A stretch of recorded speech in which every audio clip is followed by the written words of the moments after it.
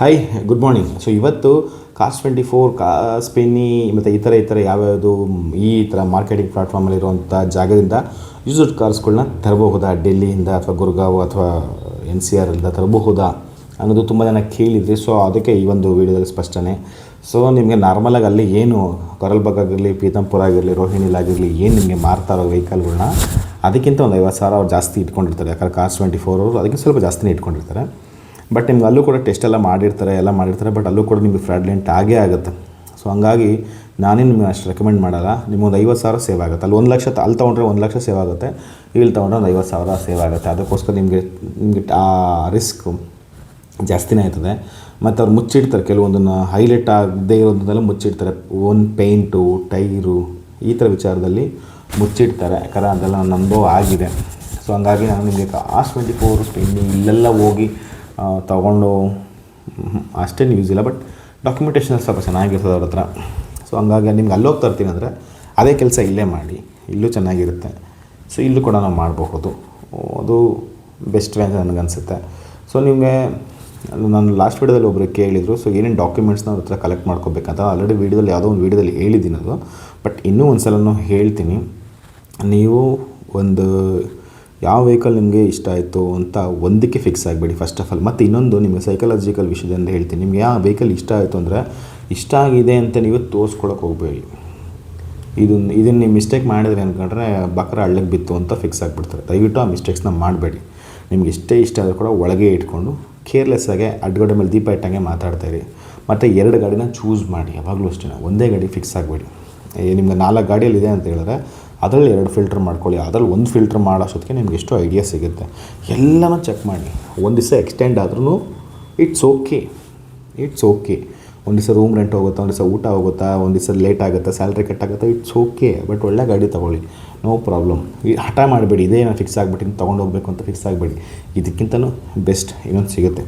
So ಹಂಗಾಗಿ ಅಲ್ಲಿ ಬೇಜಾನಿದೆ ಬಿಡಿ. ಅಲ್ಲಿ ನಾನು 3 ಏರಿಯಾ ಹೇಳಿದ್ದೀನಿ, ಅಲ್ಲಿ 30 ಏರಿಯಾನೂ ಇದೆ. ಯಾಕೆ ನಾನು ಈ 3 ಏರಿಯಾನ ಜಾಸ್ತಿ ಕವರ್ ಮಾಡೋದು.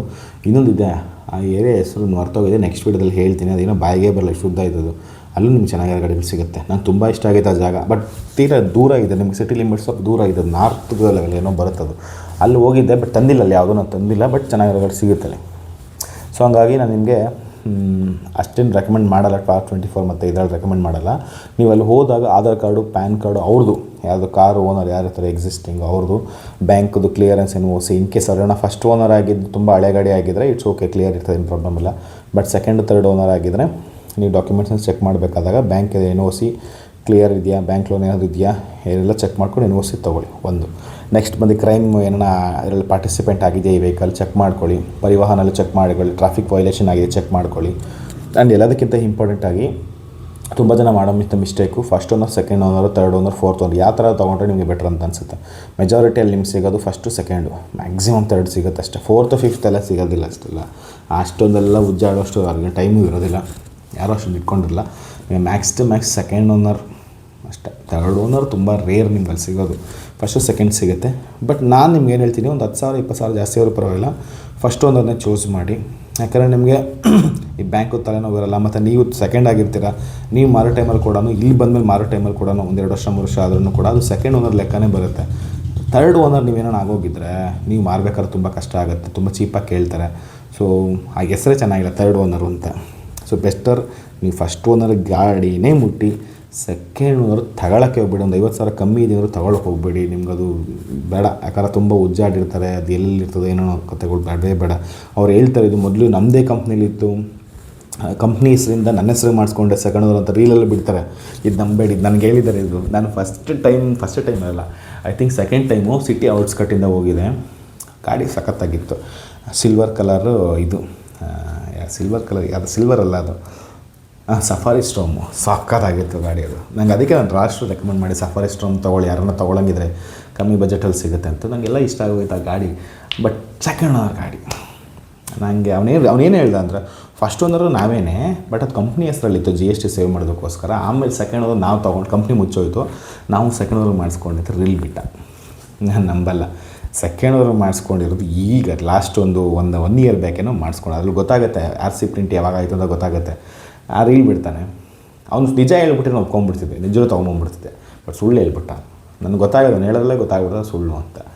ಹಂಗೆ ಹೇಳ್ಬಾರ್ದು. ಬಟ್ ಹಾಗಂತ ಕೆಟ್ಟ ಗಾಡಿ ಏನಿರುತ್ತೆ ಅಂತ ಹೇಳೋಕ್ಕಾಗಲ್ಲ. ಬಟ್ ನಿಮ್ಗೆ ಓಕೆ, ಎಲ್ಲ ಆ್ಯಂಗಲ್ ಓಕೆ, ನಿಮಗೆ ತರ್ಡೋನರ್ ನೀವು ಆಗಿದ್ರು ಓಕೆ, ನಿಮ್ಗೆ ಅದು ಮ್ಯಾಟ್ರ್ ಆಗಲ್ಲ ಅಂದರೆ ತೊಗೊಳ್ಳಿ. ಬಟ್ ನಿಮಗೆ ರೀಸೆಲ್ಲಿಂಗ್ ಮಾಡೋ ಟೈಮಲ್ಲಿ ನಿಮಗೆ ಪ್ರಾಬ್ಲಮ್ ಆಗಬಾರ್ದು ಅಂದರೆ ಪರವಾಗಿಲ್ಲ, ಒಂದು 10,000 ಹೋದ್ರೂ ಪರವಾಗಿಲ್ಲ, ಫಸ್ಟ್ ಓನರ್ ವೆಹಿಕಲ್ನೇ ಎತ್ಕೊಂಬನ್ನಿ. ಅದು ಬೆಸ್ಟು ನಾನು ನಿಮ್ಗೆ ರೆಕಮೆಂಡ್ ಮಾಡೋದು.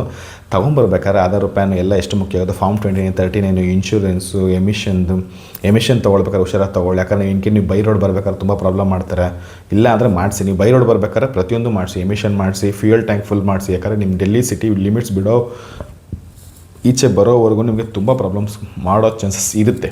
ಎಸ್ಪೆಷಲಿ ಮಧ್ಯಾಹ್ನ ಟೈಮಿಗೆ ಬಿಟ್ಟರೆ, ರಾತ್ರಿ ಏನು ಪ್ರಾಬ್ಲಮ್ ಇಲ್ಲ. ಬಟ್ ರಾತ್ರಿ ಸಿಕ್ಕಾಪಟ್ಟೆ ಟ್ರಾಫಿಕ್ ಇರುತ್ತೆ. ನೀವು ಬೆಂಗಳೂರು ಅಂದರೆ ಬೆಂಗಳೂರದು ಅಪ್ಪ ಒಂದು ಅಷ್ಟು ಟ್ರಾಫಿಕ್ ಸಿಕ್ಕಾಪಟ್ಟೆ ಇರುತ್ತೆ. ನೀವು ಡೆಲ್ಲಿ ಬಿಡಬೇಕಾದ್ರೆ ಬೆಳಗ್ಗೆ ಬಿಟ್ಬಿಡಿ.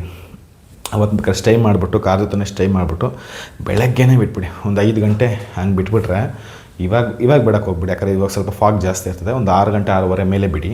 ಮತ್ತು ನಾರ್ಮಲಿ ಸಮ್ಮರ್ ಮತ್ತು ಮಳೆಗಾಲದಲ್ಲಿ ಹೋದಾಗ ಒಂದು 5 ಗಂಟೆ 4:15 5 ಗಂಟೆ ಬಿಟ್ಬಿಟ್ರೆ ನಿಮಗೊಂದು 1 ಅವರ್ 1.5 ಅವರ್ಗೆ ನೀವು ಸಿಟಿ ಸಂಡ ಈಚೆ ಬರೋಕ್ಕೆ ಟ್ರೈ ಮಾಡಿಬಿಟ್ಟಿರ್ತೀರ. ಯಾವುದನ್ನ ಎಕ್ಸ್ಪ್ರೆಸ್ ಹತ್ರ ಬಂದುಬಿಟ್ಟಿರ್ತೀರ. ಒನ್ಸ್ ನೀವು ಎಕ್ಸ್ಪ್ರೆಸ್ಸಿಗೆ ಬಂದುಬಿಟ್ರೆ ಮುಗಿದೋಯ್ತು. ಅಲ್ಲೇ ನೀವು ಒಂದು ಸ್ವಲ್ಪ ಸೇಫ್. ಅಲ್ಲಿಂದ ಏನಾಚೆ ನೀವು ಮಹಾರಾಷ್ಟ್ರ ಬಾರ್ಡ್ರ್ ಬರೋವ್ರಿಗೂ, ಮಹಾರಾಷ್ಟ್ರದಿಂದ ಕರ್ನಾಟಕ ಅಥವಾ ಮಹಾರಾಷ್ಟ್ರದಿಂದ ಆಂಧ್ರ ಬಾರ್ಡ್ರ್ ಬರೋವ್ರಿಗೂ ನೀವು ಸೇಫ್ ಇರ್ತೀರ. ಏನು ಪ್ರಾಬ್ಲಮ್ ಮಧ್ಯದಲ್ಲಿ ನಿಮ್ಗೇನು ಯಾರು ಆ ಥರ ಏನು ಹಿಡಿಯಲ್ಲ. ನೀವೇನೋ ಓವರ್ ಸ್ಪೀಡ್ ಮಾಡಿ ಏನೋ ತಗ್ಲಾಕೊಂಡ್ರೆ ಒಂದು ಹೋಯ್ತು ಅಷ್ಟೇ, ಬಿಟ್ಟರೆ ಯಾರೂ ಹಿಡಿಯಲ್ಲ.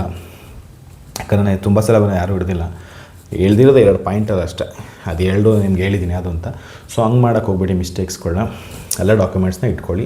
ಸೊ ಇಲ್ಲಿಗೆ ಬಂದಮೇಲೆ ರಿಜಿಸ್ಟ್ರೇಷನ್ ಮಾಡಿಸೋದಕ್ಕೆ ಪ್ರತಿಯೊಂದು ಡಾಕ್ಯುಮೆಂಟ್ಸ್ನ ಕೂಡ ನೀಟಾಗಿ ಇಟ್ಕೊಳ್ಳಿ.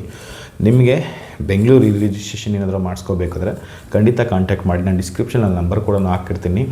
ನಿಮಗೆ 01 ಆಗಿರಲಿ, 03 ಆಗಿರಲಿ, 53 ಆಗಿರಲಿ, 42 ಆಗಿರಲಿ, 02 ಆಗಿರಲಿ, ಇವುಗಳು ಮಾಡೋದಕ್ಕೆ ನಾನು ನಿಮ್ಗೆ ಹೆಲ್ಪ್ ಮಾಡ್ತೀನಿ. ಆ್ಯಂಡ್ ಇನ್ನೊಂದು ಒಂದು ಕ್ವಶನ್ ಇದೆ.